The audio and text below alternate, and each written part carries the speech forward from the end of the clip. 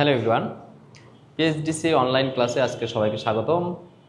আজকে আমরা একটা টপিক নিয়ে আলোচনা করব, যে এটা হচ্ছে এসএসসির টপিক, ভরবেগের সংরক্ষণশীল সূত্র। এই সূত্রটা তোমাদের এসএসসিতে লাগবে এবং এইচএসসিতে উভয় ক্লাসে লাগবে এবং অ্যাডমিশনেও লাগবে। তো আমি যতদূর সম্ভব এটার ডিটেলসে আলোচনা করব এবং এটা একটু ভিডিওটা লং হবে, কিন্তু এই সূত্র নিয়ে তোমাদের আর কোনো প্রবলেম হবে না। তো চলো আমরা যে সূত্রটা আলোচনা করব শুরু করে দিই। ভরবেগের সংরক্ষণশীল সূত্র।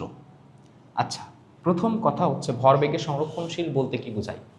ভরবেগের সংরক্ষণশীল বলতে বোঝায় যে ভরবেগটা সংরক্ষণ থাকবে। ভর ও বেগের গুণফলই কিন্তু ভরবেগ। অনেকে হয়তো এটাই জানো না যে ভরবেগ কি। দেখো, ভর এবং বেগ এখানে কিন্তু দুইটা জিনিস আছে। দেখো, একটা ভর আর একটা কি বেগ। তাহলে ভর বেগের সংরক্ষণ, তার মানে ভরবেগকে কিন্তু আমরা প্রকাশ করি পি দিয়ে, পি ইকুয়াল এম ভি। এটা আমরা সবাই জানি, আশা করছি যে এটা হচ্ছে ভরবেগ। তা আমাদের কথা হচ্ছে ভরবেগের সংরক্ষণ থাকতে হবে। এইটা আমরা যে সূত্রের সাহায্যে শিখবো, নিউটনের যে তৃতীয় সূত্র আছে, তৃতীয় সূত্র হচ্ছে প্রত্যেক ক্রিয়ার একটি সমান এবং বিপরীতমুখী প্রতিক্রিয়া আছে। দেখো, আমি একটা এক্সাম্পল দিচ্ছি। মনে করো এই হচ্ছে একটা বস্তু, এইটার ভর আমরা ধরলাম m1। m1 ভরের বস্তু এইদিকে চলছে। এরপর আর একটা বস্তু, এইটার ভর ধরলাম m2। এই বস্তুটাও এইদিকে চলছে। অবশ্যই আদিতে একটা কি থাকবে? বেগ থাকবে। তা আদি বেগ নিয়ে চলা শুরু করছে। আদি বেগটা হচ্ছে আমরা ধরলাম u1 এবং এইটার আদি বেগটা আমরা ধরলাম u2। এখন একটা জিনিস লক্ষ্য করো, এই দুইটা বস্তু চলতে চলতে চলতে একটা সময় ধাক্কা খাইতে পারে। যখন ধাক্কা খাবে তখন কিন্তু তাদের বেগটা চেঞ্জ হয়ে যাবে। মনে করো এ বেগ নিয়ে চলতেছে 6 মিটার পার সেকেন্ড, এ বেগ নিয়ে চলতেছে 5 মিটার পার সেকেন্ড। চলতে চলতে একটা সময় দুইজন যদি ধাক্কা খায়, ধাক্কা খাওয়ার পর এর কিন্তু 6 আর থাকবে না, এর কিন্তু 5 আর থাকবে না, এটা চেঞ্জ হয়ে যাবে। তো ধাক্কা মানে সংঘর্ষ। তাহলে অবশ্যই এ ওকে সংঘর্ষ করতে গেলে এই বেগটা ওর চেয়ে বেশি হতে হবে। দেখো, আমার সামনে কেউ দৌড়াচ্ছে, তার থেকে যদি আমার দৌড়ানোর বেগ বেশি না হয় তাহলে কিন্তু তাকে আমি ধরতে পারবো না। তাহলে তাকে ধরার জন্য আমার বেগটা, আমি পিছনে আছি, আমার বেগটা বেশি হতে হবে। তাহলে এই দুইটার ভিতরে বেগ কিন্তু u1 বেশি, তাহলে আমরা ধরবো u1 গ্রেটার দেন u2।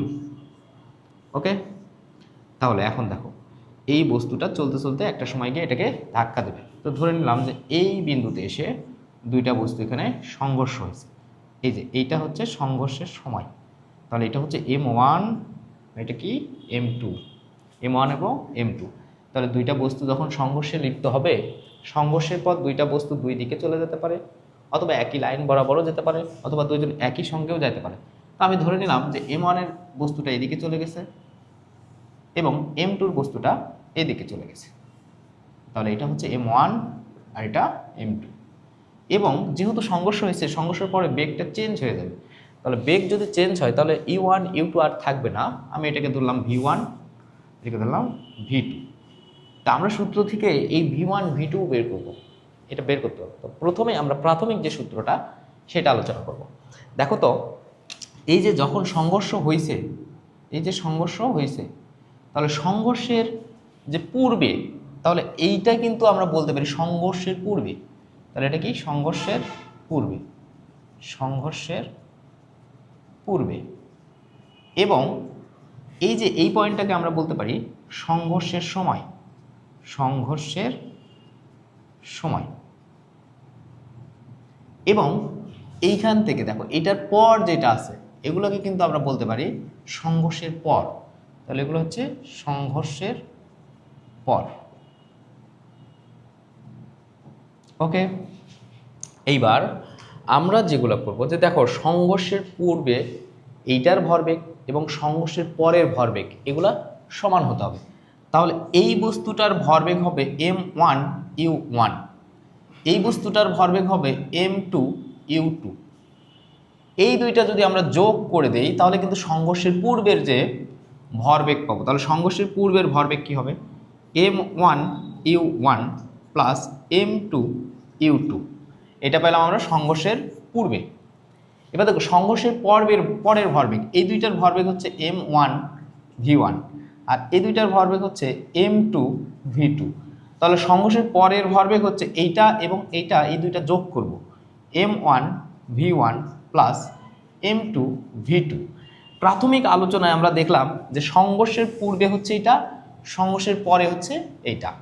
তার মানে সংঘর্ষের পূর্বে এবং পরে এই দুইটা কি হবে, সমান হতে হবে। তাহলে আমাদের সূত্রের মূলনীতি হচ্ছে, দেখো সূত্রের মূলনীতি হচ্ছে সংঘর্ষের পূর্বে যেটা, সংঘর্ষের পূর্বে হচ্ছে m1u1 plus m2u2 equal m1v1 plus m2v2। আমরা এটাই প্রতিপাদন করে দেখাবো। তো প্রাথমিক তোমাকে আগে বুঝালাম যে কিভাবে এই সূত্রটা আমরা কি প্রতিপাদন করব। প্রতিপাদন করব আমরা এইটা, যে এই সূত্রটাই আসে m1u1 plus m2u2 equal m1v1 plus m2v2। এইটাই হচ্ছে ভরবেগের সংরক্ষণশীল সূত্র। তাহলে ভরবেগের সংরক্ষণশীল সূত্র হচ্ছে সংঘর্ষের পূর্বের মোট ভরবেগ এবং সংঘর্ষের পরের মোট ভরবেগ সব সময় সমান থাকবে, কমও হবে না বেশিও হবে না।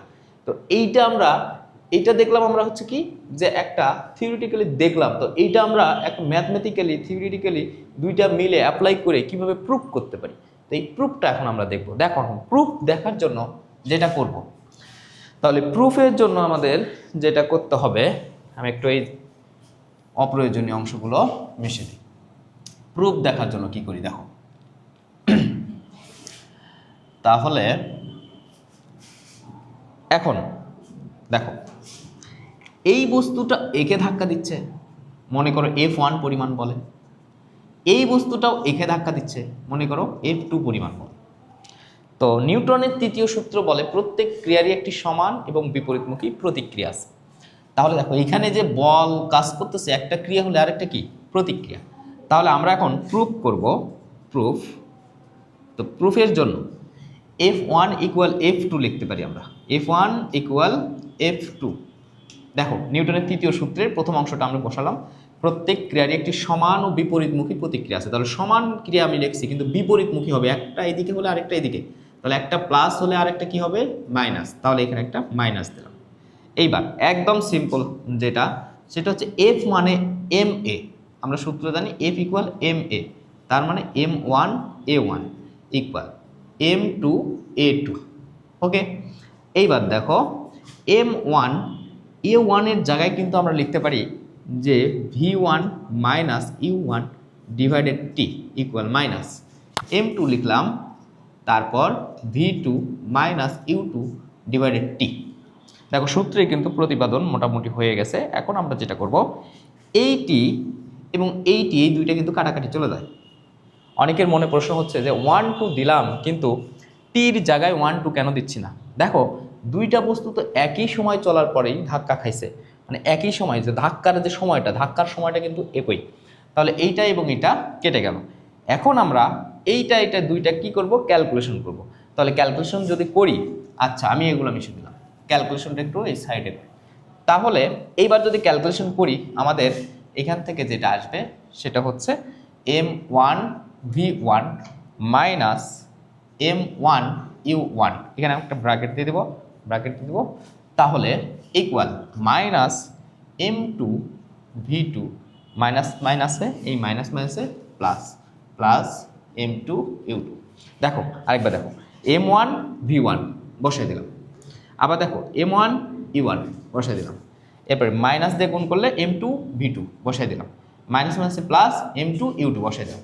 তাহলে এইখান থেকে অতএব আমরা লিখতে পারি যে দেখো m1u1 যদি ওই পাশে পার করি, এটাকে এই পাশে পার করি, তাহলে মাইনাসগুলো কী হয়ে যাবে, প্লাস। অতএব আমরা লিখতে পারি m1u1 plus m2u2 equal m1v1 plus m2v2। এইটাই হচ্ছে ভরবেগের সংরক্ষণ সূত্রের যে প্রুফ। এই প্রুফ আমরা চাইলে এইটার আরও অনেকগুলো কেস আছে, এই কেস নিয়েও আলোচনা করব। তবে এগুলো নেক্সটের ক্লাসে আমি তোমাদেরকে ম্যাথ করাই যে প্রত্যেকটা টপিকে কিভাবে তুমি কেসগুলো অ্যাপ্লাই করবা, এই অ্যাপ্লাইগুলো আমি শেখাবো। আশা করছি সবাই বুঝতে পারছো। আজকের মতো এ পর্যন্তই, আবার দেখা হচ্ছে পিএইচডিসির অনলাইন ক্লাসে। ধন্যবাদ সবাইকে।